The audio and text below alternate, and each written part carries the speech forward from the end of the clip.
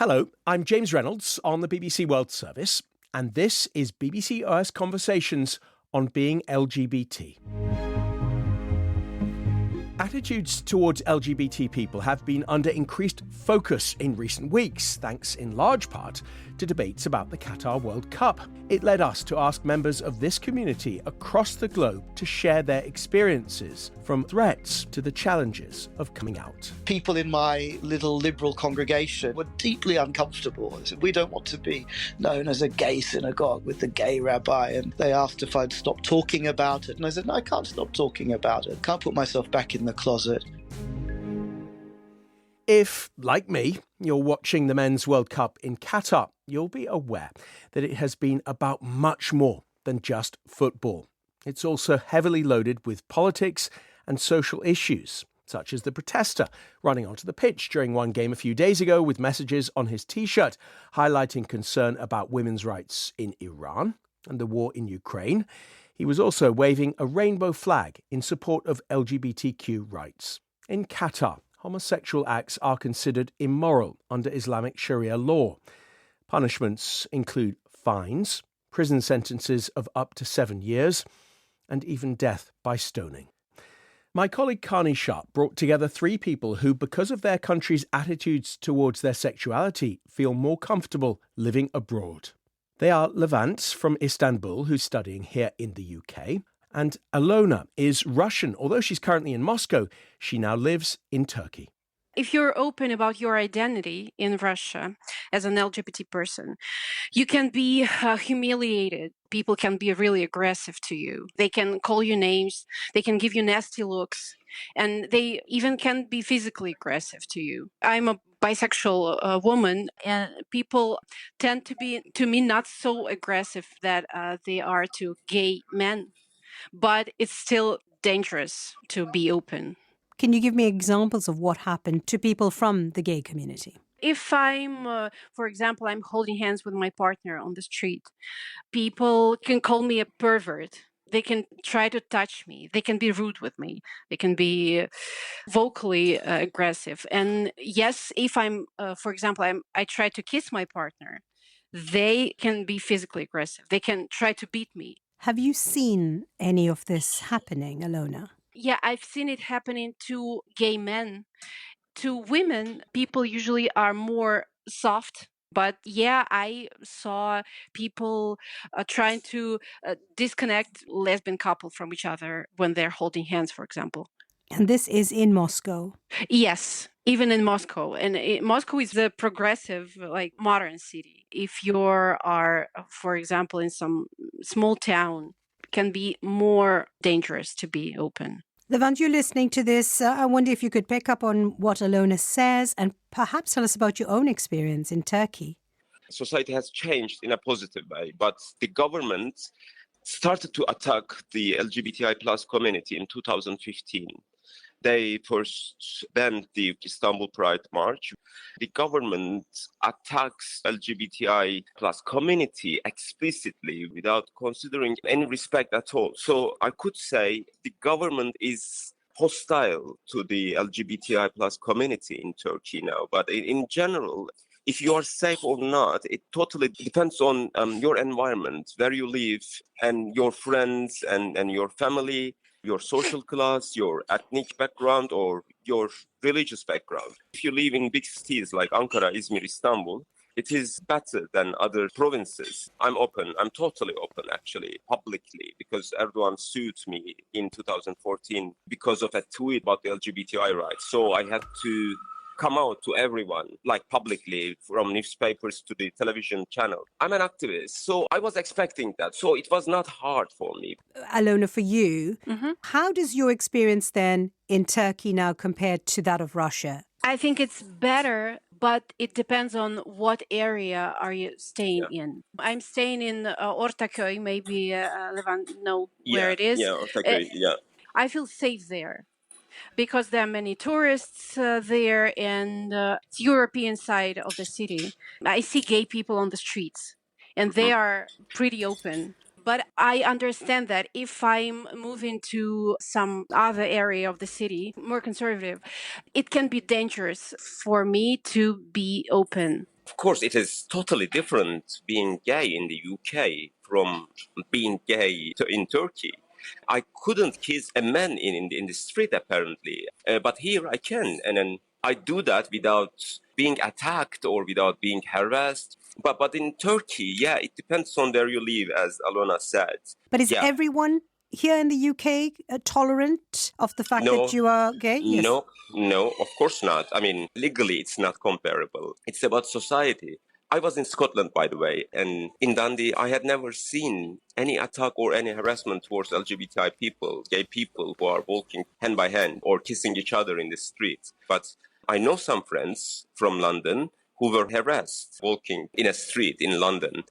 I want to play the both of you a message that we received from someone who is gay in Poland. Let's take a listen. My name is Wiktoria Magnuszewska, and I am a queer activist from Poland. I've been fighting for LGBTQ rights in Poland since 2018, around the time when rhetoric towards the LGBTQ community changed in public discourse. President Andrzej Duda claimed they're trying to convince us that those, meaning the LGBTQ community, are people, when in fact it's just an ideology. And even Minister of Education, Przemysław Czarnek, stated they are not equal to normal people.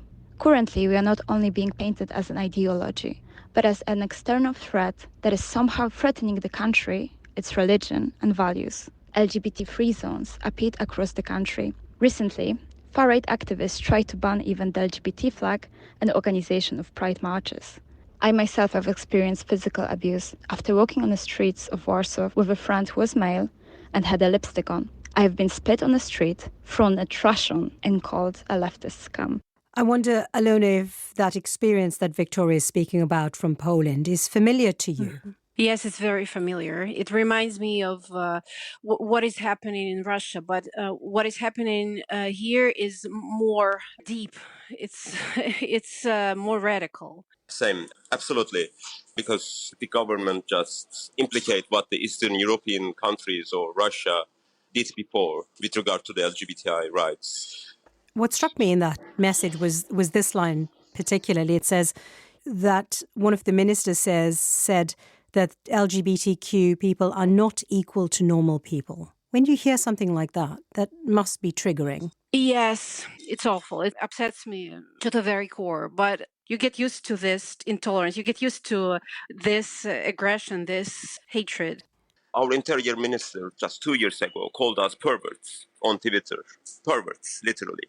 The vice president called us a threat to the Turkish society. And the president himself called us like a traitor to the traditional Turkish family values. Of course, it disturbs me. It disturbs everyone. And no one feels safe when the top government official talks like that. You feel that you don't belong there anymore. Levant from Turkey and Alona from Russia. You also heard from Victoria in Poland. Considerations in respect to same-sex marriage have been on the political and legal agenda in recent days in Japan and the United States, as well as Singapore, which has just decriminalised sex between men. It is perhaps worth noting at this point that more than 60 countries across the globe criminalise homosexuality.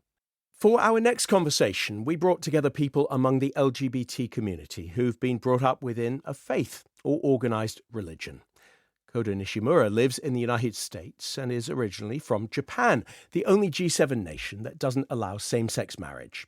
Kodo's a Buddhist monk, identifies as gay and non-binary, and is also an artist and author of the book This Monk Wears Heels.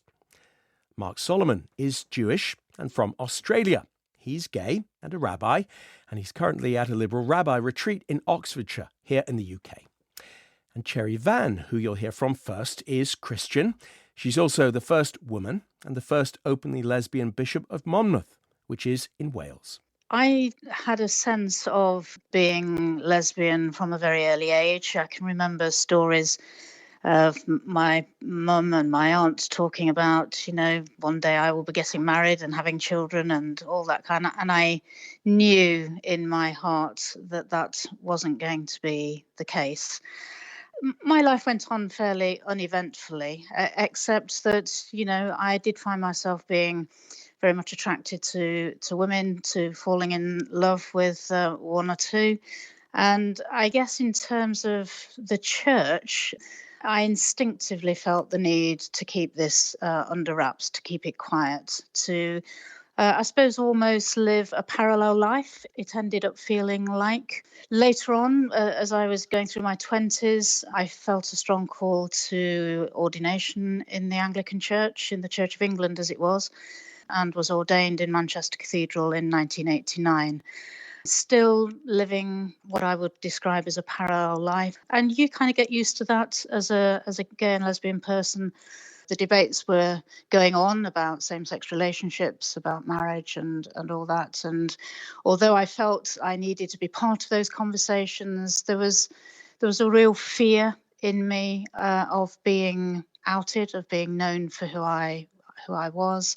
And almost the more exposed I got to the conversations and the debates, the more fearful I became of being known as not just a lesbian, but as somebody in a relationship as well. And that's changed dramatically when I was elected Bishop of Monmouth in 2019. And it changed because it had to change, because the people who elected me knew from the outset that this would be what they were getting, somebody who was not just lesbian, but in a civil partnership. And so it was out and all over the press. I have to say that although that was uncomfortable to start with, I felt nothing but welcome. The Church in Wales is in a different place to the Church of England. It celebrates lesbian and gay relationships. It has passed legislation to allow those relationships to be blessed in church. And although we haven't got to the point of allowing same-sex marriage in church, it feels a much safer place to be for me. Thank you so much, Bishop. And with me in the studio, Kodo Nishimura, Japanese Buddhist monk. You heard the bishop there speaking about having a parallel life for so many years. Is that how it's been with you? It's a little bit different because I think that when I came out to my monk community, people were pretty welcoming and they were kind of proud of me. They invited me to talk about my experiences. And Japan Buddhist Federation, they funded me to print rainbow sticker, which can be displayed at the temple gates. And they talk about LGBTQ equality in their newspapers and symposiums. Let's bring in Rabbi Mark Solomon, a liberal rabbi in the Jewish faith. Listening to our other guests, your thoughts? There's so many wonderful intersections between my experience and that of the bishop, but also some interesting differences. I grew up in the Orthodox Jewish world where at the time being gay was utterly taboo. It wasn't really talked about. The Bible commands that a man shall not lie with a man. And it was assumed that that sort of thing didn't happen in the Jewish community. But I knew as I was growing up that I was attracted to other men, but I also believed that eventually I'd get married. For some time I was involved with an ultra-Orthodox Jewish group where marriages are mostly arranged. So I thought, I'll get married, I'll have children, everything will sort itself out and be fine. I fooled myself with that sort of belief for years. But of course that can't last forever, that sort of self-deception. And I came over to Britain. I'm from Australia. I came over to Britain to complete my rabbinic studies as an Orthodox rabbi. And while I was in the college in London, I was beginning to come out more and more, but I couldn't talk to anyone about it. I was beginning to acknowledge to myself that this was my reality that I could no longer ignore. But I had no one to talk to in that world. I would have been out on my ear immediately had I told that to anyone. I did contact the late, wonderful Rabbi Lionel Blue, who was the first openly gay rabbi in the Reform movement in Britain. He was a wonderful support and mentor and friend for many years. And he encouraged me to carry on and be ordained, which I was, as an Orthodox rabbi, and I was working in a synagogue. But the conflict between the laws and values that I was openly espousing and the way I felt within myself and the friends and the circles I was moving in more and more, Jewish gay circles and general gay circles, the conflict just became so intense. It was all very depressing. And ultimately, I reached the decision that I had to come out. I wasn't quite prepared to be outed, which is more or less what happened, the Jewish Chronicle. But as the bishop said, once that's happened, there's far less to worry about. The secret's out. And by and large, I found people dealt with it with great generosity of spirit. I'd already solved the problem by saying beforehand that I was going to leave the Orthodox world. And I was very lucky to find a home in liberal Judaism, where I've been a rabbi now for many years. You know, even in the early days of that, when a Jewish magazine did a spread on me and my partner, my boyfriend of the time, with a big photograph, people in my little liberal congregation in central London were deeply uncomfortable. They said, we don't want to be known as a gay synagogue with the gay rabbi. And they asked if I'd stop talking about it. And I said, no, I can't stop talking about it. Can't put myself back in the closet. But apart from that experience, it's mostly been extremely welcoming. Like the bishop, involved in the campaigning for same-sex commitment ceremonies. I was the editor of the very first liturgy for Jewish same-sex ceremonies published in the world in 2005. And liberal Judaism has since embraced equal marriage, one of the first religious denominations to do so. Kodo Nishimura, what does your Buddhist faith say about LGBT issues? Well, I come from a school called Jodoshu, which means Pure Land Buddhism. And what they emphasize is that everybody can be equally liberated. Just like the moonlight is shining onto everybody, anybody who decides to look up and appreciates the beauty of the moon can be liberated by the mercy of Buddha. I think actually nobody really dared to come out in my school or in Japan really, but because I learned that being LGBTQ is nothing wrong. When I was growing up, I'm from Japan and we watch a lot of animes, and LGBTQ people were portrayed as villains or perverted. So I was very afraid and I felt very isolated. But when I went to New York at the age of 21, I studied fine arts at Parsons School of Design. And at Parsons, there are like really, really colorful students, and the professors are also gay. And so the more I learned about LGBTQ rights and the history, I felt that it is my responsibility to spread the fire of self-validation. That's how I decided to ask, is it okay that I'm a homosexual? Is it okay that I like putting makeup and heels on myself? And my master told me that in Buddhism, we say that there is like a pure land, which is like heaven, and there are many colors of lotus flowers blossoming, which means all diversities, all personalities, they should shine in their own color. And Buddhism accepts and celebrates diversity. Buddhist monk Kodo Nishimura, the Bishop of Monmouth, Cherry Van, and Rabbi Mark Solomon. Another country where it's illegal to be gay, with punishments of up to 3 years in prison, is Morocco. Ayuba Bakerjian identifies as non-binary and is an LGBT activist from Morocco. Abir Bakerjian is bisexual and a student in Budapest, but is originally from Jordan. She began by discussing what it's like for herself and the LGBT community there. I come from a family that would be considered open-minded in Jordan. I had the chance to kind of have a hidden life, which a lot of people in Jordan cannot, because parents are very involved in children's lives. But at some point, it wasn't enough anymore. I want an actual life where, like, I can have a partner, I can be open about it, and I can actually have a life and build a family. That's the hugest part of why I want to leave my country. How much could you be yourself in Jordan? I grew up in Amman, in the capital. We have a lot of social bubbles inside our society. So you have this higher middle class bubble that go to specific schools, do specific things. And there, maybe you would have a little bit more flexibility on being able to find people who would understand you, who would be accepting. But it's still not widely accepted, like even in those circles, even the circles where people are presumably more open-minded and more accepting. still kind of a taboo. I was able to find a circle of friends that was accepting that I could come out to. But for example, in my workplace, I wouldn't have dared to come out to my colleagues. What would have happened? I would worry, for example, with female coworkers if it would make it weird between us, or if people would look at me in a different way, like in a different light. Let's bring in Ayuba. Tell us about your life in Morocco. I live in Rabat, Morocco, the capital, but I was born and raised in a very small town. Okay, there are ways as queer people we find our strategies to stay safe and to go to places that we feel safe somehow.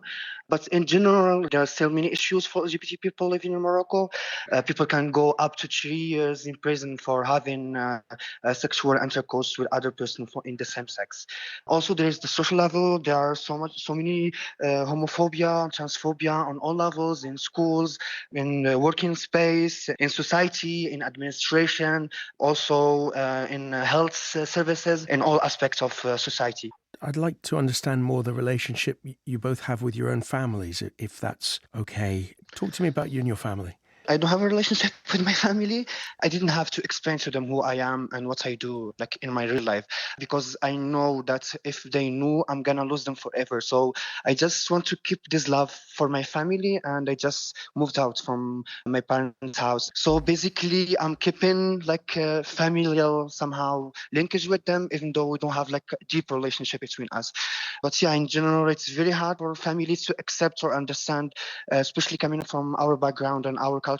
Yeah, I can perfectly relate to what Uba just said. When you're living under their roof, they kind of have the security that you're not going to leave them, that you need them. So they feel like they can be more involved in the details of your life. But when you leave and you have this, you show them that you have this capability of surviving on your own, then changes the dynamic. My mom found out through an incident. With my father, we never really talked about it like head on, but I'm sure he knows. But he likes to kind of ignore it. My siblings do know. I did come out to them. My siblings were pretty supportive. But it's the same for me. Like now that I'm living far away, when I talk to them, they just want to, be pleasant and be nice. And they want me to come and visit. And so this created a good personal boundary for me living on my own and living in a different country. Maybe we don't have the closest relationship where we talk about everything, but I still feel like we can maintain some sort of loving relationship. When are you at your happiest? I'm happiest wherever there is love, when there is friendship. I'm the happiest when I see people, especially from our parts of the world, be able to express themselves and create safe spaces in hopes that we can do this one day in our own countries. So I'm the happiest when I'm in circles where people feel safe to express themselves, and I feel the same. Ayuba Bakerjian from Jordan and also Abir Bakerjian from Morocco, talking about the challenges of being within the LGBT community and also their hopes for the future. I'm James Reynolds, and you've been listening to BBC OS Conversations on being LGBT.